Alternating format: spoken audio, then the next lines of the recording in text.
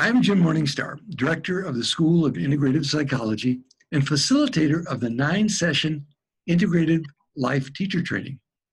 I am so pleased today to be interviewing Sherry Ward, my friend and colleague who's had a 40-year career in nursing with 20 years caring for the physical heart in cardiovascular ICU. Her personal journey led her to work in addictions and mental health, including completing a master's degree in mental health counseling and starting a second professional career. She is passionate about breathwork as an adjunct to counseling. And as a graduate of the 3-year School of Integrative Psychology program, she has assisted me in therapeutic breathwork trainings for over 10 years and has begun adding yoga for trauma and addictions to her current practice.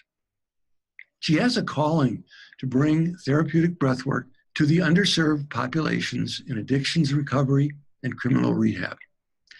Sherry, that's an amazing background in the caring professions to which you have integrated a holistic approach.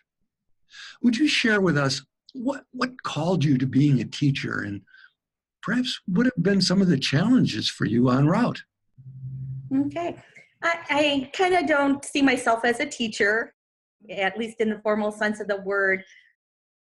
I kind of see myself as a mentor and a guide, and I like the Nishan Buddhist discussion about the oneness of the mentor and the disciple, and that it is that we both grow and we have a shared vision, and whether that vision is for all humanity or just for us in the moment, and helping clients and patients recognize their potential, and in doing so, recognizing my own potential. Yes. And so that has become my journey, I think, as a teacher, more as a mentor and guide. Challenges along the way have been just my own personal stories that I carried with me about whether I was going to be able to do that. I have a friend who calls herself a reluctant Reiki master, and I think the same was true for me and stepping out and becoming a psychotherapist and becoming a breath worker, that I had a lot of insecurities and a lot of self-doubt. And so I think that was my biggest challenge in becoming a teacher and becoming a mentor. What are some of the settings in which you have pursued this path? I know I already mentioned the nursing career that you've had, but what are some of the particular venues to which you've been drawn to be this mentor? One of the most fun ones that I've done recently is I attend an annual conference for Women for Sobriety. And I've taken breath work to women who have not been exposed to that in that particular format. And last year we did what we called breath dance, and we used popular music and had the women dance and just connect and then lay down and breathe. And it was very, very powerful for people to be seen and acknowledged, and then to also do the breath work with the theme of letting go. And it was just a really powerful experience. I do it with my clients in my office in a formal kind of what we would consider a formal therapeutic breath work, but also just in connecting with their breath and starting to recognize their physical body, especially when working with clients who are caught up with addictions and criminal justice clients. They've become very uncomfortable in their own bodies, or they don't even recognize their own bodies. So just bringing that awareness back to them and back to their body has been huge. And I'm assuming from what you're saying that part of how you can assist them and support them in the process is the fact that you've gone through your own healing process yourself. So you're not talking from theory, you're not talking from textbook, you're talking from your own cellular experience of what it is. Can you say a little bit more about that journey? I don't know if it's growing up female, going through my own personal struggles with addiction, but I carried a lot of shame, and the breath work was powerful in helping me tap into that shame and process that. And I think that over the course of 9 and 10 years of doing breath work has been the most powerful thing for me, to tap into that shame, to learn to not carry it in the same way anymore, and to step forward from it and learn the lesson behind it. Well, frankly, I've seen you be quite successful in that because your presence when we do breathwork trainings helps other people feel safe. So obviously you are not projecting judgment onto them. You have a very loving, open, warm, and accepting presence.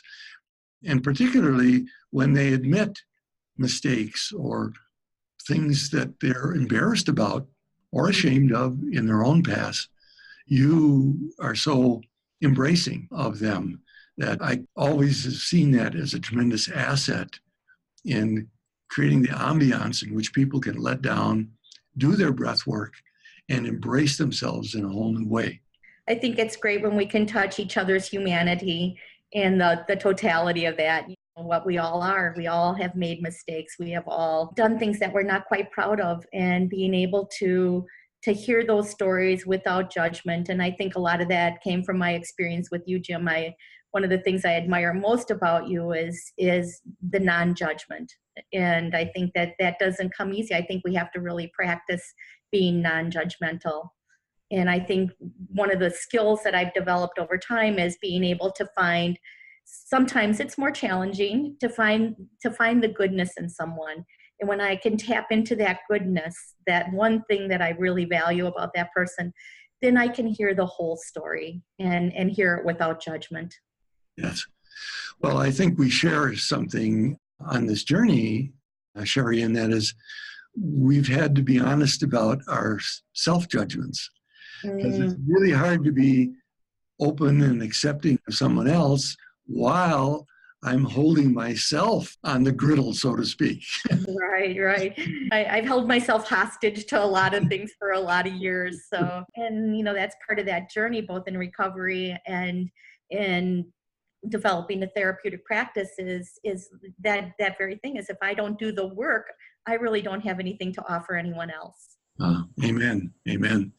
Well, what would you say, Sherry, is the cutting edge for you in terms of where you'd like to see this journey of being a teacher mentor? I know you have volunteered to be in our upcoming course of the Integrative Life Teacher Training.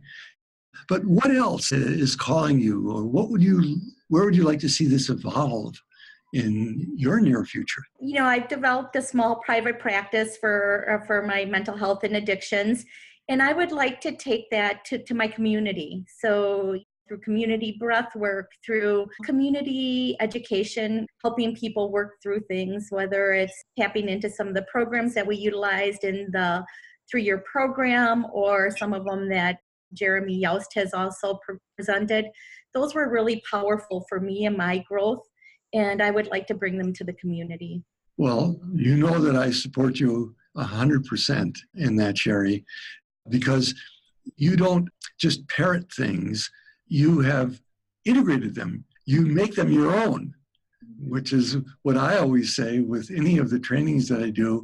It's like, I can't give it to you, but I can make it more accessible so that you can take it, steal it, if you will, and make it your own. That freedom to do that the expectation is not to be a parrot or to mimic the teacher, but the freedom to take it to the next personal step, that next creative place, I think is a gift that you've provided and something that I take with me to know that it can be mine. I don't have to be somebody else. Well, you have done that in spades by working with the women in sobriety, working with addictions, places that I do not have experience or expertise in. So you really, quotes, taken the ball and run with it, and of which I'm so glad and appreciative of, and look forward to our continued play and work in this lovely gift that we've been given of sharing breathwork and also holistic practices with the world. Thank you. Blessings. Blessings.